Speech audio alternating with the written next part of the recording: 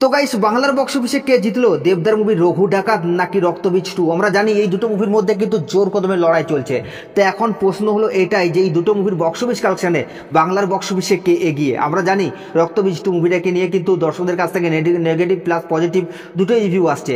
তাছাড়া এই মুভিটার এন্ডিংটা নিয়ে কিন্তু আমার প্রশংসা হচ্ছে। তবে এই মুভিটাকে নিয়ে যদি একটাই প্রশংসা করতেই হবে, সেটা হলো যে উইন্ডোজ প্রোডাকশন কিন্তু এরপর ধীরে ধীরে মাস কমার্শিয়াল মুভির দিকে এগোচ্ছে, কারণ মুভিটার ট্রিটমেন্ট কিন্তু ওই রকম লেভেলেরই হয়েছে। তবে যাই বলা হোক না কেন, মুভিটা একদিক দিয়ে কিন্তু ভালো প্রেজেন্টেশন দিয়েছে এবং অঙ্কুশের অভিনয় সত্যি দুর্দান্ত, এটা কিন্তু মানতেই হবে।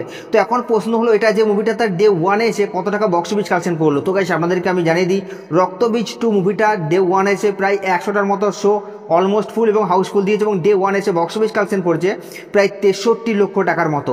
এবং টোটাল যদি মুভিটার বক্স অফিস কালেকশন নিয়ে কথা বলি, তাহলে মুভিটার total gross box office collection করছে প্রায় 73 লক্ষ টাকার মতো। এবং সেই জায়গায় দাঁড়িয়ে যদি আমরা দেবদার মুভি রঘু ডাকাতকে নিয়ে কথা বলি, তো গাইস এই মুভিটাকে 90% দর্শক কিন্তু পজিটিভ রিভিউ দিচ্ছে এবং এই মুভিটার যে বক্স অফিস কাঁপাবে সেটার আভাস কিন্তু অনেক আগেই দিয়ে দিয়েছিল।